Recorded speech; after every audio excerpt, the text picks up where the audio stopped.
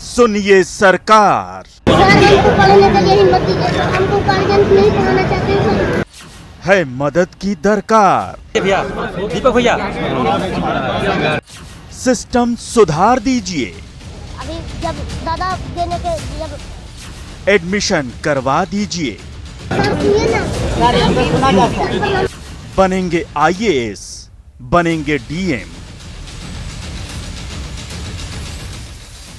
शिक्षा सुधार का बनाएंगे नियम।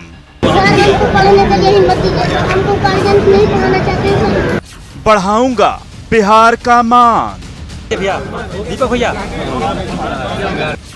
ना करूंगा किसी के अंडर काम।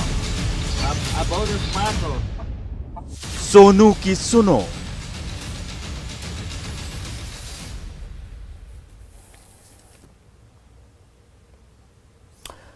चलिए, आप देख रहे हैं बहस बिहार की और आपके साथ मैं हूं विवेक। समय बदल गया है, लेकिन बातचीत वैसे ही होगी, बहस वैसे ही होगी। थोड़ा सा समय इसे देने की जरूरत थी, क्योंकि बात थी बिहार की, बिहार के मुद्दों की, तो जरूरी यह है कि थोड़ा समय दिया जाए, खासकर उन मेहमानों को जो हमारे साथ आते हैं, कुछ हमें भी कहने का मौका मिले। और खासकर जितने लोग सोशल मीडिया पर इस वक्त जुड़े हैं, उनसे एक अपील करना चाहेंगे कि आप कमेंट बॉक्स में, अगर इस कार्यक्रम को देख रहे हैं तो कमेंट बॉक्स में अपने सवालों को जरूर भेजें, ताकि ये सवाल हम रिपीट कर पाएं, बता पाएं। इसलिए जितने लोग फेसबुक पर हैं, यूट्यूब पर हैं, इस कार्यक्रम को देख रहे हैं, इस कार्यक्रम से जुड़े हुए हैं, उनसे अपील है कि आप लगातार इसे वॉच करें, देखें, अपने सवाल अगर आपके मन में कुछ हैं तो पूछें, सोनू की तरह। तो सोनू की सुनो इसलिए हमने रखा क्योंकि सोनू को हमने आज बुलाया, इसलिए भी कि सुशील कुमार मोदी के पहुंचने, कल्याण बीघा पहुंचने से पहले, नालंदा पहुंचने से पहले हमने ये अपील की कि भाई सोनू को बुलाया जाए। इसलिए जानना जरूरी है कि सोनू को अब तक मिला क्या। सोनू तो मांग कर रहा है, सोनू अब एक सेलिब्रिटी बन चुका है, मसाला बन चुका है, लोग उसे अलग अलग तरीके से अलग अलग प्लेटफॉर्म पर बेच रहे हैं। हम ऐसा नहीं कर रहे, हम चाह रहे हैं कि उसकी आवाज पहुंच जाए वहां जहां से उसे मदद मिल जाए, जिस मदद की दरकार उसे है। शनिवार से 11 साल का एक बच्चा सुर्खियों में है। छोटे से बच्चे ने मुख्यमंत्री के सामने बड़ी ही साफगोई से अपनी बात रखी थी, सिस्टम का पूरा सच बताया था, जिसके बाद न्यूज 18 उस बच्चे की आवाज बना और आज उस बच्चे की मांग को मुकाम मिला है। एक छोटी सी रिपोर्ट देखते हैं, उसके बाद बहस को जारी रखते हैं।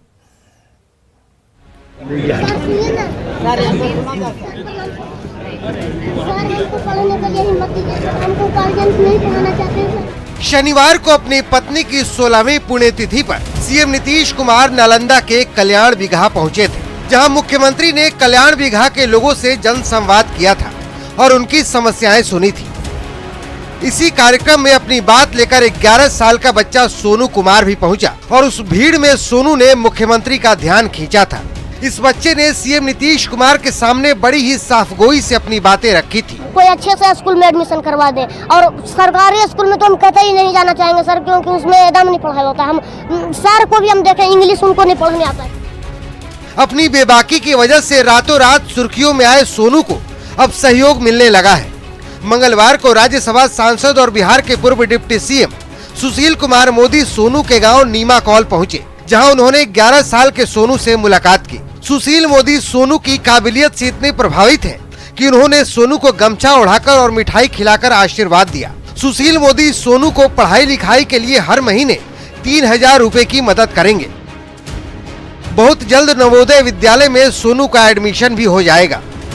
नवोदय विद्यालय में इसका नामांकन हो जाएगा। डीएम साहब ने मुझसे कहा है कि नवोदय विद्यालय में अगर चाहेगा तो हम करा देंगे, और मुझे खुशी कि ये नवोदय विद्यालय में पढ़ना चाहता है। और मैंने इसको ये कहा है कि इसकी पढ़ाई में जो भी कुछ खर्च होगा, मैं व्यक्तिगत अपने तौर से इसके खाते में हर महीने, और जो एक निश्चित राशि होगी 2000 हो 3000 रुपया हो, वो मैं इसको हर महीने इसके खाते में दूंगा, ताकि किसी भी प्रकार का कॉपी, किताब, कपड़े के लिए, बाकी के लिए किसी तरह की कोई कठिनाई नहीं हो। सीएम से मिलने के बाद सुर्खियों में आए सोनू से लालू के बड़े लाल तेज प्रताप ने वीडियो कॉलिंग के जरिए बात की। सोनू को तेज प्रताप ने मदद के लिए फोन किया था, लेकिन सोनू के जवाब ने तेज प्रताप की बोलती बंद कर दी।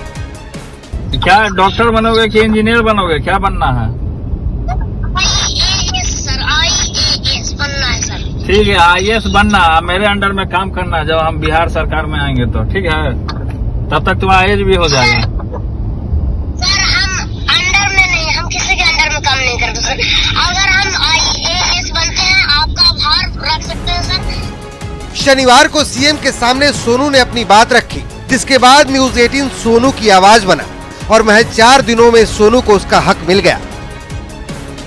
न्यूज 18 के लिए नालंदा से अभिषेक कुमार और पटना से अमित कुमार की रिपोर्ट।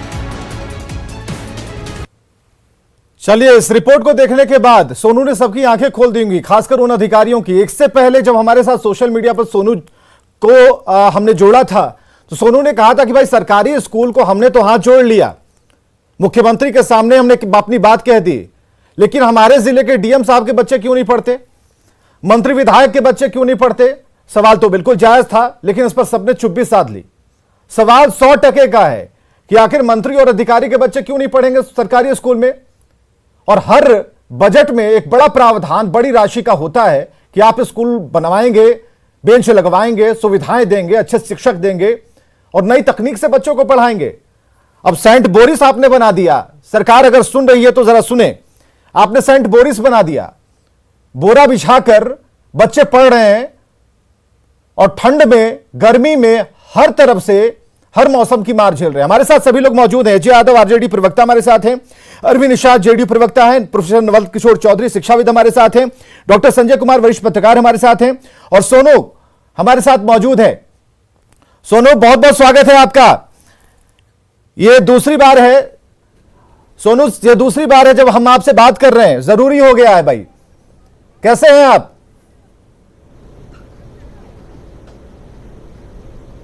अच्छे हैं अभी। अच्छे हैं। क्या खाए हैं आज? उस दिन तो आपने दाल भात खाया था, रोटी सब्जी खाई थी, आज क्या खाया सुबह से? क्या सर? आज क्या खाना खाया है? आज खाए हैं भात और कद्दू की सब्जी। बहुत बढ़िया। चलिए, लौकी ऐसे भी हेल्थ के लिए सही होता है, सेहत के लिए बढ़िया होता है। हमें जरा बताइए, उस दिन की जो मांग थी, मुख्यमंत्री के सामने आपने ऐसे हाथ जोड़ा था, क्या फायदा हुआ उसका? क्या एडमिशन हो गया आपका?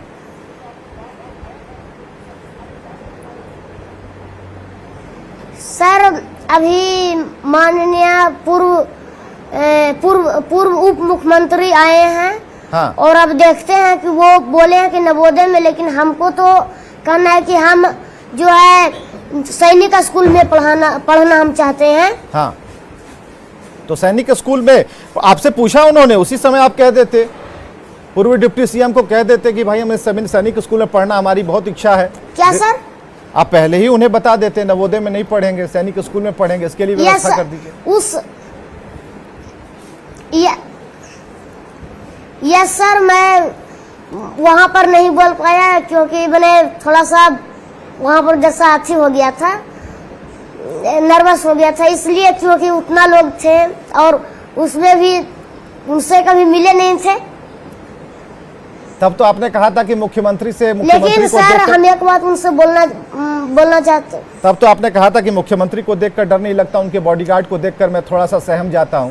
तो आज सुशील कुमार मोदी को देखकर क्यों डर गए? अपनी बात रख देनी थी। आप तो बहुत अच्छा कहते हैं, बोलते हैं।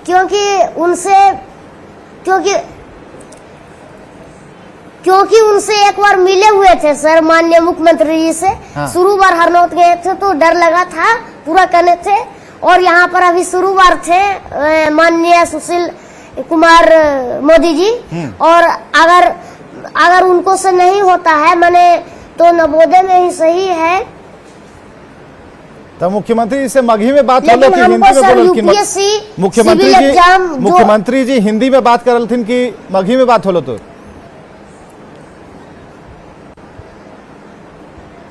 हिंदी में बात कर रहे थे सर। अच्छा, हिंदी में बात कर रहे थे। तो एडमिशन को लेकर क्या कहा उन्होंने?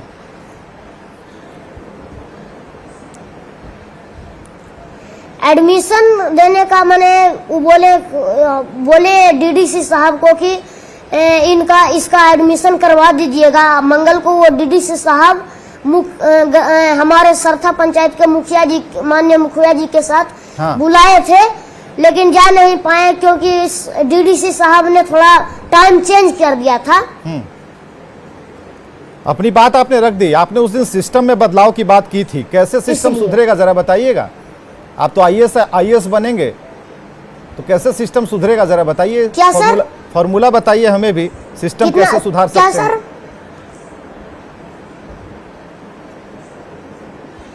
देखिए सर, सबसे पहला है हम लोग का शिक्षा, जो कि शिक्षा सबसे पहले सुधर सकता है आपका दबाव डालने से। जैसे हेड मास्टर से एक दिन सभी जिला के डीएम मीटिंग करें कि क्या मैंने आप लोग को पढ़ाना है या नहीं भाई, उनसे पहले राय ले लें कि उनको क्या दिक्कत है।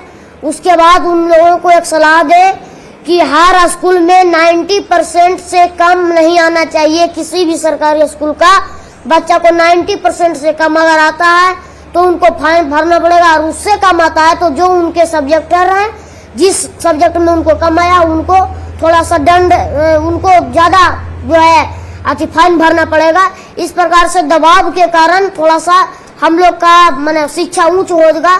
हमारे गांव में 50 बच्चा वैसे हैं जो कि बिगड़ रहे हैं, इसलिए उनकी भी अच्छी हो जाएगी, शिक्षा सुधर जाएगी, भविष्य बन जाएगा और हमारे पूरे भारत का शिक्षा सुधर जाएगा। सर, आपने उस दिन कहा था सोनू कि डीएम साहब के बच्चे काहे नहीं पढ़ते, ये सवाल आज भी पूछेंगे आप। मंत्री जी के बच्चे नहीं पढ़ते, विधायक जी के बच्चे नहीं पढ़ते, सब तो प्राइवेट में चले गए। क्या सर? हम कह रहे हैं सोनू कि डीएम साहब के बच्चे नहीं पढ़ते, सबके बच्चे बड़े बड़े स्कूल में पढ़ते हैं, कोई सरकारी में पढ़ना ही नहीं चाहता, पढ़ाना ही नहीं चाहता।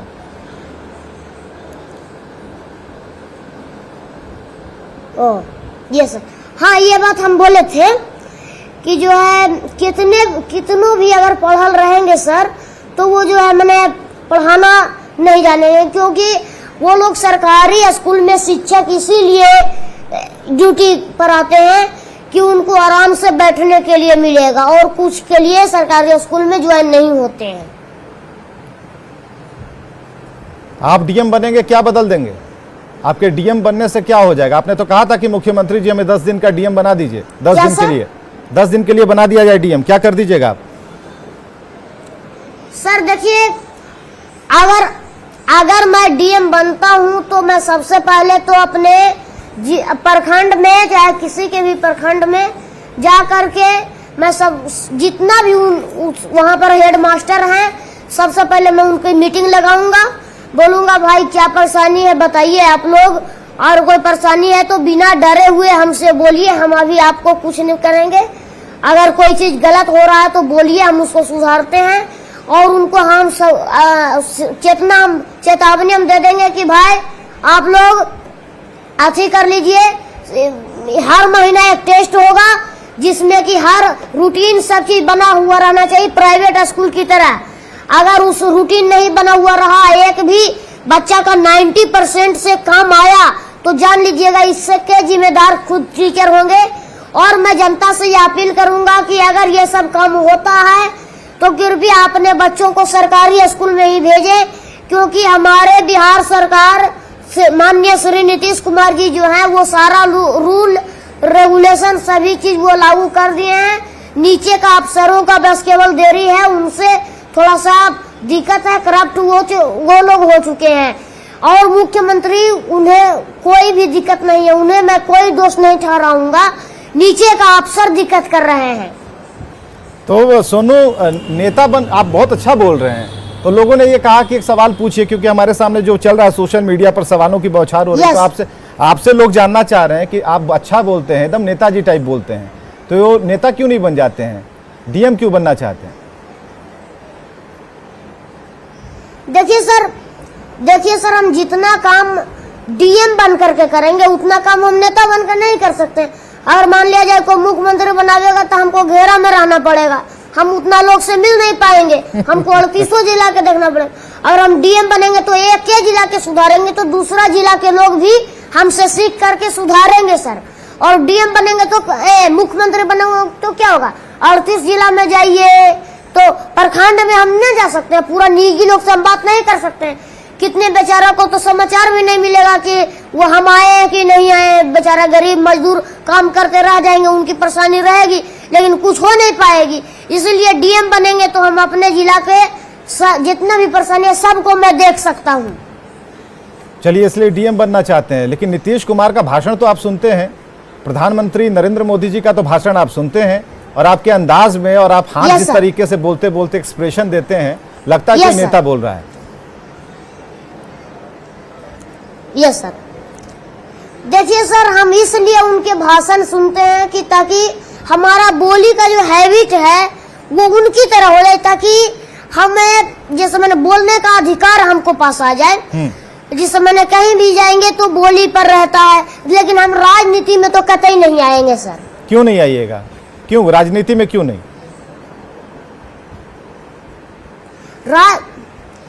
राजनीति में जिस कोई काम हम करेंगे तो विपक्षी पार्टी ये मुद्दा उठाएगी, वो मुद्दा उठाएगी, मैंने हमको काम नहीं करने देगी, वो मुद्दे उठाते उठाते परेशान रहेंगे। विपक्ष तो आप हम डीएम क्या रहेंगे, सदन देखेंगे? अगर आप डीएम रहेंगे तब भी तो विपक्ष कहेगा कि ये डीएम सही काम नहीं कर रहा है।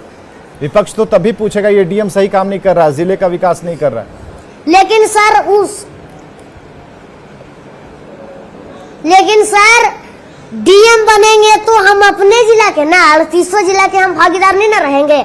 हम अपने जिला में इतना निजी से हम काम करेंगे कि जनता हमको डीएम बनने के लिए चाहेगी, नेता नहीं डीएम बनाने के लिए चाहेगी। और इसके अलावा और क्या चाहते हैं? क्या सुविधाएं हैं? जिस सरकारी स्कूल में आप पढ़ रहे थे उसमें क्या कमी थी? स्कूल का भवन तो था ना, बेंच नहीं था, और क्या क्या परेशानी थी? जैसे उसमें देखिए सर, उसमें भवन था, 2 रूम था, मानते हैं हम, लेकिन टीचर जो है वो पढ़ाना नहीं चाहते। एक टीचर है जिनको कि कुछ आता नहीं है तो हम कैसे पढ़ाएंगे? और उसमें भी चौक आता है जो कि सर खा जाते हैं, तो हम क्या करेंगे सर? फंड आता है, सब कुछ खत्म कर देते हैं, तो कुछ नहीं रहता है स्कूल में सर, बस केवल रजिस्टर के अलावा कुछ नहीं है सर। क्यों वो टेबल कुर्सी रजिस्टर उसमें दे ले, इतना ही है, और बुक रहता है जो कि हम सबको नहीं देते हैं। आप कितने बच्चों को पढ़ाते हैं? किस क्लास तक के बच्चों को पढ़ा लेते हैं? हाँ, हम 35 बच्चा को पढ़ाते हैं और 5वीं से 7वीं तक के हम पढ़ा सकते हैं सरकारी के, और प्राइवेट से रहेगा तो 5वीं तक। अच्छा ठीक है, सरकारी वालों को थोड़ा ऊंचा दर्जे तक। आज तेज प्रताप यादव से आपकी बातचीत हुई है, कल शायद बातचीत हुई है आपकी तेज प्रताप यादव से, तो आपने कह दिया कि उन्होंने कहा कि जब हमारी सरकार आएगी तो हमारे अंडर में आईएएस बन के काम कीजिएगा। आप अंडर में तो रहते नहीं है, ऐसा आपने कहा कि मैं तो अंडर में काम करने वाला नहीं। वो एक मजाक से बोले सर। अच्छा, मजाक भी करते हैं? यस सर, मैं मानता हूं कि सीएम के अंडर रहते हैं डीएम, लेकिन इसका अर्थ ये तो नहीं कि हम कोई अच्छा काम करेंगे तो रोकना। ये आज तक हम कभी नहीं देखे हैं, लेकिन फिल्म में देखे हैं। तो हम वो भैया, वो जो चाचा हैं वो मजाक कर रहे थे कि इस समय वो कैसा रिएक्ट करता है, हम समझ गए कि वो मजाक कर रहे हैं। अच्छा, तो मजाक का जवाब आपने मजाक कर दिया। क्यों आपको ऐसा लगता है सोनू कि जिस स्कूल में आप पढ़ रहे थे, जहां से आपकी पढ़ाई छूटी, वहां पढ़कर डीएम क्यों नहीं बना जा सकता? वहां भी पढ़ के तो डीएम बन सकते हैं।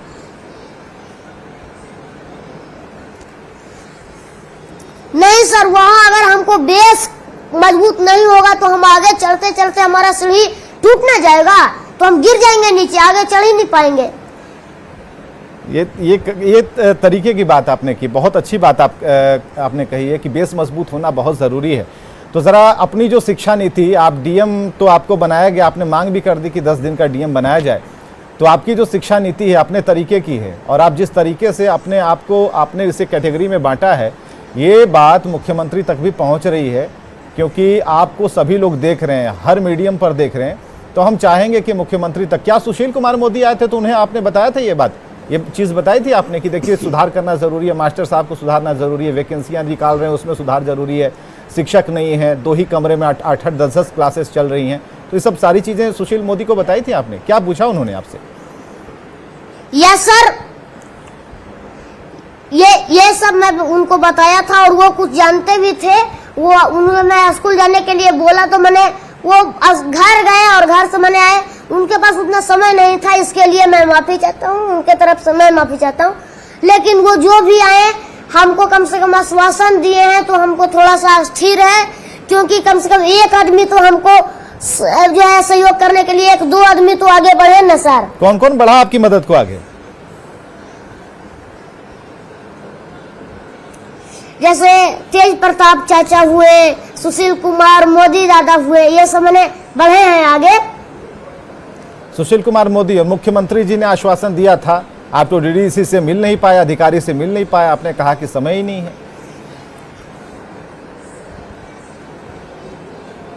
ये सर कल देखते हैं जाकर के डीडीसी साहब ही, कल हम उनसे बात करते हैं, क्योंकि सर समय बीता जा रहा है, समय को हम नहीं रोक सकते हैं। इसलिए आप जैसा निवेदन करिए माननीय मुख्यमंत्री जी से कि जल्दी से एडमिशन करवा दे सैनिक में, ताकि हम पढ़ सके। और क्योंकि जो है समय बर्बाद करने से कोई फायदा नहीं है सर, हमको ही नुकसान होगा और उनको भी जो है नुकसान हो रहा है। इस वक्त आप लाइव रोज इस वक्त सब लोग आपको देख रहे हैं, तो आप ही अपील कर दीजिए। आपके कहने पर अगर हम कहेंगे तो थोड़ा उसमें एक आंच लग जाएगी ना, इसलिए आप ही बोलिए। चलिए अपनी अपील आप खुद कीजिए। देखिए जो देख रहे हैं अभी मैं उनसे एक ही बात कहना चाहता हूं सर कि जो भी आप मुझे सपोर्ट करना चाहते हैं, आज मेरा अकाउंट बन गया है, कल कोई मीडिया वाले आएंगे तो उनमें मैं अपना अकाउंट नंबर बता दूंगा, अभी निकला नहीं है। और मैं आप लोगों से विनती करना चाहता हूँ ये वीडियो को शेयर करें सर, और माननीय मुख्यमंत्री जी तक, ये माननीय प्रधानमंत्री तक के पहुंचा दे, ताकि वो इस वीडियो को देखें और हमसे बात करने के लिए आवे, ताकि थोड़ा सा हमको हेल्प मिले और हमको तसल्ली मिले, ताकि हम रह सके। क्योंकि अब रहा नहीं जाता, हमको रात को लगता है कि अब लगता है सब कुछ छोड़ गया, मैंने जो भी था अब हट गया। अब वो स्कूल में कंप्लेन तो कर दिए, लेकिन अब वो भी नहीं रखेगा, तो अब वो सर नहीं, मुख्यमंत्री साहब जो एडमिशन नहीं करवा देंगे तो फिर हम कहाँ जाएंगे, यही टेंशन हमको रहता है। चलिए, सोनू की अपील पूरे बिहार ने सुनी है, प्रधानमंत्री तक ये अपील जाएगी। मुख्यमंत्री तो सुन ही चुके हैं, पूर्व डिप्टी सीएम भी सुन चुके हैं, सभी लोग सुन रहे हैं। तो अब सोनू का अकाउंट बन गया है, तो सोनू को पढ़ने के लिए सभी तरह की मदद चाहिए। तो सोनू जरा ये बताइए, 35 बच्चों की क्लास आप लेते हैं, तो क्या 35 सोनू आपके अंडर पढ़ते हैं? 35 सोनू को आप पढ़ाते हैं और 35 की कहानी वैसी ही है, या फिर 35 से अधिक आपके गांव में जितने बच्चे हैं? नहीं सर, देखिए मैंने 35 बच्चा है, तो उसमें से सब जो है पैसा देने के लिए उतना राजी नहीं होता है। जैसे मैंने एक महीना में 500 1000 हुआ, तो उससे मेरा मसाला तेल ये सब मम्मी लाते हैं। और हमको एक भाई है, उनको कम से कम उसको यूकेजी तक पढ़ा रहे हैं, उसको थोड़ा सा जो है हम दे रहे हैं पैसा पढ़ने के लिए, फी उसको हम देते हैं, क्योंकि हम तो अब पढ़ नहीं पाएंगे, क्योंकि 1200 का महीना है। इसलिए मैं माननीय मुख्यमंत्री से यह निवेदन करना चाहता हूं कि केंद्र विद्यालय में 2 स्कूल का नाम बताया हूं, सैनिक स्कूल पर जिस पर कि ज्यादा चाक करें, और नवोदय अगर नहीं होता है तो नवोदय पर सर, लेकिन हमको कृपया एडमिशन करवा दें और अच्छा यूपीएससी तक हमको रखे सर। चलो आपको सोनू मैं पढ़ना बहुत है। हाँ सोनू, मैं आपको पूरी स्क्रीन में लेता हूँ, आप प्रधानमंत्री से भी अपील कर दीजिए। चलिए पूरी स्क्रीन में लाइए सोनू को, प्रधानमंत्री से अपील कीजिए आप। मैं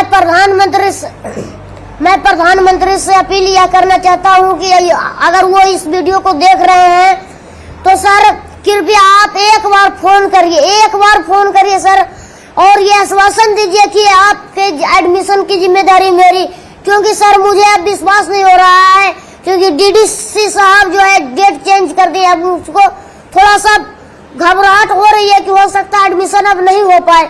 अब सब लोग आश्वासन तो दे दिए हैं, लेकिन थोड़ा सा हो जाता है एडमिशन जल्दी से, तो पढ़ने लगते तो इस दुख दर्द से दूर हो जाते। चलिए, सोनू ने अपनी बात प्रधानमंत्री तक पहुंचा दी है, बहुत दूर तक ये आवाज जाएगी, क्योंकि आवाज तो होती है दूर तक पहुंचाने के लिए। बहुत सारे ऐसे बच्चे हैं सोनू जो कि आपकी तरह हैं, और इसी तरीके से उनकी जिंदगी भी चल रही है, वो बढ़ना चाहते हैं, सपोर्ट नहीं मिल पा रहा है। तो पूरे सिस्टम को सुधारने की जरूरत है, और ये एक दिन में नहीं होगा, क्योंकि जहां जहां की खबरें हम भी चलाते हैं वहां पर हम देखते हैं कि काफी बहुत ज्यादा दिक्कत है, और ऐसे में इस दिक्कत को पार पाने के लिए जरूरी है कि हम प्रयास करें। तो सरकार से बेहतर कोई प्रयास नहीं कर पाएगा, क्योंकि सरकार का सिस्टम है, सरकार की शिक्षा नीति है, सरकार के हम सभी के पैसों का जो प्रयोग है वो सरकार की तरफ से होना चाहिए, लेकिन नहीं हो पाता। हमें जरा ये बताइए, आगे सिर्फ आईएएस बनने की इच्छा तो है आपकी, लेकिन जो समय बीते जाने की बात आप कर रहे हैं, तो ये लंबी दूरी कैसे तय होगी, क्योंकि इसमें घर भी देखना है, माता पिता को भी देखना है, बच्चों को भी पढ़ाना है, भाई को भी पढ़ाना है, तो ये सारी चीज़ों की टेंशन तो आपने ले रखी है। तो टेंशन जब लेंगे तो IAS IPS की तैयारी होगी कैसे, और काफ़ी कठिन परीक्षा है ये तो। लेकिन सर देखिए, ये भाई का जो है वो तो माता पिता किसी भी प्रकार मैंने जो है हमको भाई का जो है वो पार लगा लेंगे। मैंने हम अगर नहीं हम रहते हैं तो थोड़ा सा मैंने खर्चा कॉपी किताब में ज्यादा होती है, इसलिए अगर हम नहीं रहेंगे तो एक भाई को वो पढ़ा सकते हैं, क्योंकि अब 2 भाई हैं तो भाई उसको भी पढ़ाना फर्ज बनता है, लेकिन मेरा फी उनसे नहीं जुटेगा सर। इसलिए मैं माननीय मुख्यमंत्री और माननीय अपने देश के प्रधानमंत्री दोनों से यह नम्र निवेदन करता हूं कि जल्द से जल्द मेरा एडमिशन वो दोनों केंद्र विद्यालय में करवाएं। वो दोनों में से किसी एक में सैनिक पर ज्यादा जोर डालें सर, ताकि हम अच्छी शिक्षा से विजय होवे। और जिस दिन हम बनेंगे सर, आप दोनों का आभार जरूर प्रकट करेंगे सर। प्रधानमंत्री के बारे में कैसे लगते हैं आपको प्रधानमंत्री?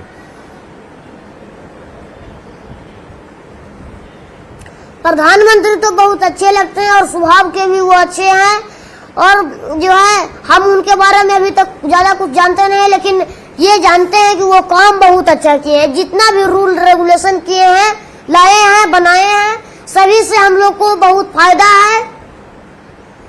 चलिए, प्रधानमंत्री के बारे में अभी तक तो बात नहीं हुई है, लेकिन जितना जानते हैं उसमें ऐसा लगता है सोनू को कि ये बढ़िया उन तक अपनी अप्रोच रख सकते हैं, अपील जो इनकी पहुंची है। कई लोग और हैं आपसे बात करना चाहते हैं सोनू, हमारे साथ कई गेस्ट हैं। एजिया यादव जी RJD से हैं, अरविंद निषाद जी JDU पार्टी से हैं, प्रोफेसर नवल किशोर चौधरी जी हैं, और प्रोफेसर नवल किशोर चौधरी के अलावा डॉक्टर संजय कुमार जी हैं। तो सबसे पहले हम ये अधिकार देते हैं प्रोफेसर नवल किशोर चौधरी जी को कि आपसे बात करें। प्रोफेसर नवल किशोर चौधरी जी, आप सबसे अभी हमारे पैनल में सबसे बुजुर्ग हैं, और ज़रूरी है कि सोनू से आप अगर कुछ जानना चाहते हैं, पूछना चाहते हैं, तो हम सोनू से आपकी बात करा रहे हैं। सर्वप्रथम मैं सोनू को बधाई देता हूं और शुभकामना देता हूं कि वह जीवन में आगे बढ़ें और आदर्श के रूप में समाज के सामने आए, जिनको देखकर उनके जैसे बच्चे में आगे बढ़ने की, बिल्कुल आगे बढ़ने की ललक पैदा होगी। सोनू, आपने सुना कि किस तरीके से जो बड़े भी हैं आपके, वो जरूर कह रहे हैं कि आगे बढ़ने की प्रेरणा आपसे मिलेगी, और उनकी आवाज आप बन रहे हैं, और लगातार आपकी जो कंठ में से जो ध्वनियां निकल रही हैं, और भी बच्चे सामने आएंगे, और भी बच्चे अपनी बात रखेंगे। लेकिन जो कॉन्फिडेंस आपने पैदा किया है, जो हिम्मत आपने दिखाई है कि सीधे जाकर CM से अपनी बात रखने की, आप रो रहे थे उस दिन सोनू, जिस दिन मुख्यमंत्री से आपकी मुलाकात हो रही थी, आप चारों तरफ देख रहे थे, कुछ तलाश रहे थे, मुख्यमंत्री को ढूंढ रहे थे।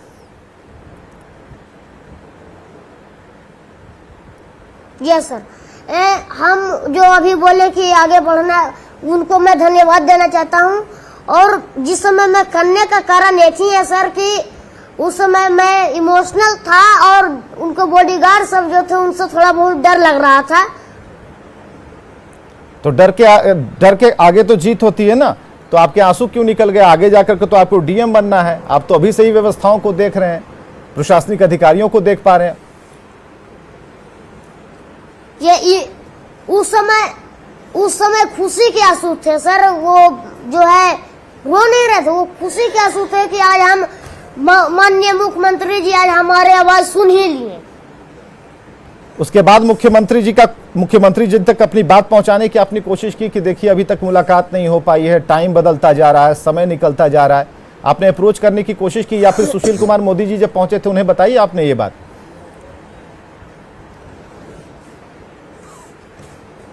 यस सर, वो मैंने बताया था कि जितने भी परेशानी है मैं उनको बताया था, और मैं उनसे ये भी अभी भी निवेदन करना चाहता हूं कि सर जो आपने आश्वासन दिया है उसको जरा थोड़ा सा जल्दी पूरा करें सर, ताकि हमको भी पढ़ने का है और सिलेबस वहां पर आगे चल जाएगा सर।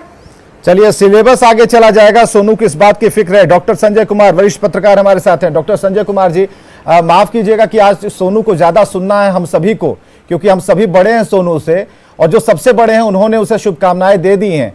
तो डॉक्टर संजय कुमार, आप सोनू से क्या कहना चाहते हैं? आपको ला रहे हैं हम स्क्रीन पर।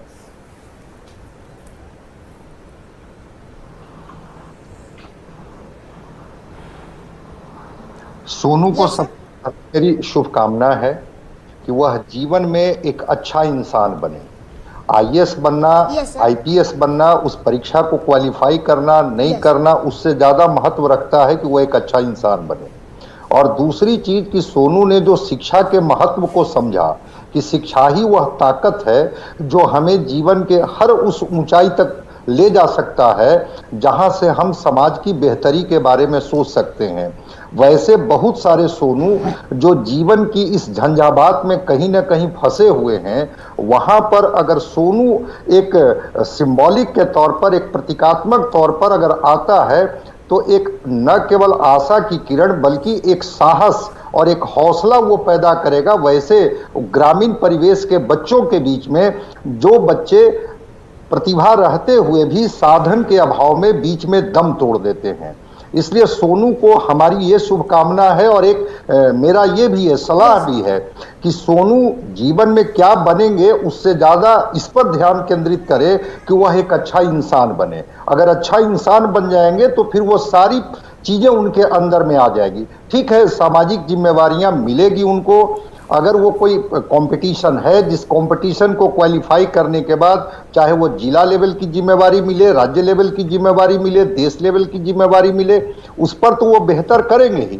लेकिन एक बेहतर अच्छा इंसान बनना जरूरी है सोनू। तरह तरह आपको सपोर्ट, देखिए आपको हर तरीके से सपोर्ट मिल रहा है, सारे हमारे बड़े बैठे हैं यहाँ पर।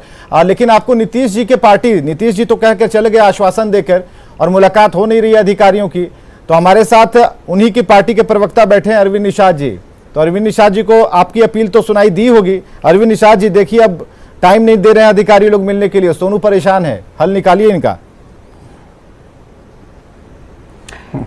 सबसे पहले तो मैं सोनू को अपनी ओर से शुभकामनाएं और बधाई देता हूं कि सोनू ने जिस आत्मविश्वास से अपनी बात रखी है वो आज के करोड़ों बच्चों के वो आइडल हो गए हैं। और आज जब हम लोग छात्र जीवन में थे उस समय तथागत अवतार तुलसी जो पटना के कंकड़बाग के मोहल्ले के छात्र थे, नहीं उस रिकॉर्ड की तो बात है मीडिया के सनसनी बने। जरा लाइए नहीं सोनू ये अरविंद चचा जी हैं, ये जेडीयू के हैं, नीतीश बाबू की सरकार के हैं, तो ये चाचा जी ही लगेंगे आपके। तो जरा पूछिए इनसे भी कि अधिकारी लोग काहे नहीं सुन रहे हैं। अरविंद जी नाम है इनका, पूछिए। सर हम आपसे ये जो अभी सुन रहे हैं, जो आपने अभी बोला कि उनका नाम अरुण जी है, अरविंद जी, वो अभी सुनिए सर कि जो है हमारा सिलेबस तो आगे बढ़ रहा है। अरविंद जी जो है हमारा सिलेबस नवोदय का चाहे सैनिक का वो तो आगे बढ़ रही है, लेकिन थोड़ा एडमिशन की प्रक्रिया जल्द करें ताकि हमको उतना टेंशन, जिस दिन हमको एडमिशन हो जाएगा, जिस दिन हम उस स्कूल में प्रवेश कर जाएंगे, उस दिन हमारा सारा टेंशन खत्म हो जाएगा सर। और आप लोगों को हम उसी दिन से आभारी बन जाएंगे सर कि आप लोगों ने एक गरीब को सहायता की, एक नेता की हैसियत से नहीं सर। एक सोनू जी, आप अपने मुख्यमंत्री जी पर पूरा भरोसा रखें। मुख्यमंत्री जी ने अधिकारियों को निर्देश दे रखा है, अधिकारी महोदय ने आपसे बात किया, आपने यह भी बताया और आज ही उन्होंने बुलाया था, लेकिन किसी अन्य कारण से आज मिलने से आपको मना किया। अगली तिथि में वो जरूर बुलाएंगे और अधिकारी आपका एडमिशन जरूर कराएंगे। माननीय मुख्यमंत्री जी जो कहते हैं सो करते हैं, यह आप जानते हैं, पूरा देश और बिहार जानता है। इसलिए मैं आपको पूर्ण भरोसा दिलाता हूं कि माननीय मुख्यमंत्री जी ने जो भरोसा दिलाया है,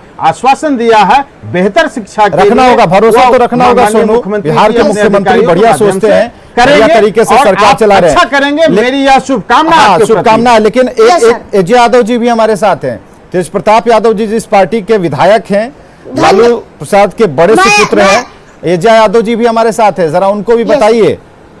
वो भी बोल रहे थे कि अंडर में आपको डीएम बनिएगा तो अंडर में रहिएगा उनकी अगर सरकार आएगी तो, हालांकि आपने मना कर दिया। बोलिए। नहीं देखिए आप जो सोनू सर देखिए, सीएम के अंडर में तो एक डीएम को रहना ही चाहिए, लेकिन एजे यादव जी को बोलने दीजिए। एजे यादव जी, उसमें है कि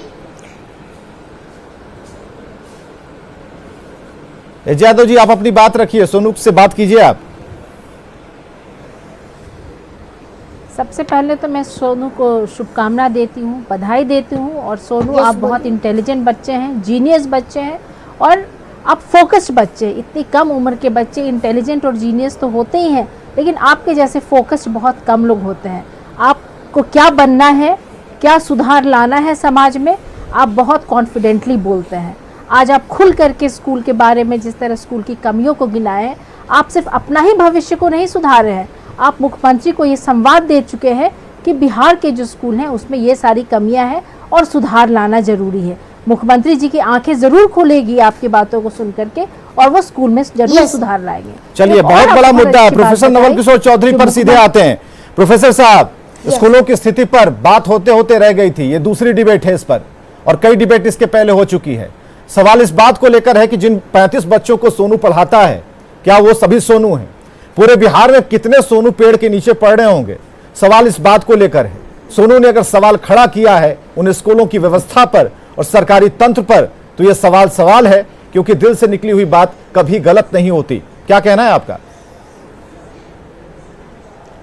मैं यही चाहता था कि आप अंततः इस विषय पर आएं, जहां सोनू की प्रतिभा के हम सब कायल हैं। हर जगह इसकी प्रतिभा की तारीफ हो रही है और प्रतिभा कई माने में है। पहली प्रतिभा है सच कहने की ताकत। इससे हम सबको सीखना चाहिए, प्रोफेसर्स को सीखना चाहिए, वाइस चांसलर्स को सीखना चाहिए, जुडिशरी के टॉप जजेस को सीखना चाहिए कि वो राजा को, और ये मैं लिटरल सेंस में नहीं कह रहा हूं, don't take me in literally, उसने राजा को कहा कि आप नंगा हैं, आप पे सारे क्लेम्स गलत हैं।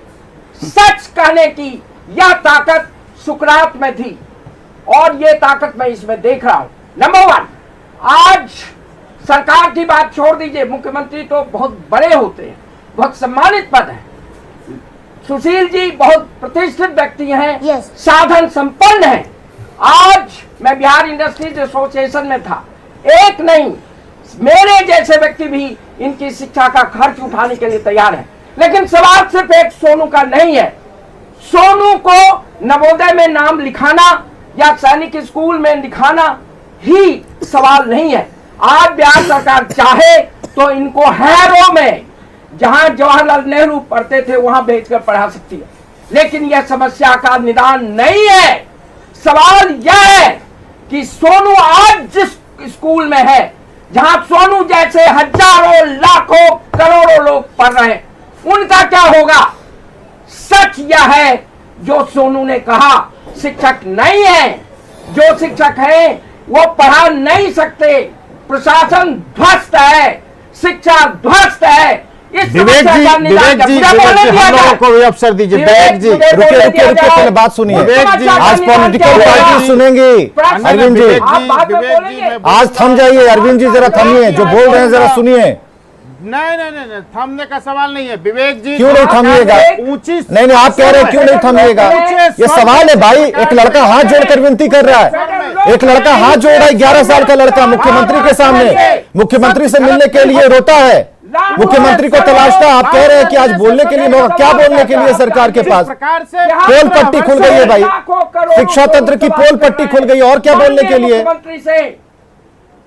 कितनी रिपोर्ट हम दिखाएं आपको? न्यूज़ 18 कितनी रिपोर्ट दिखाएगा?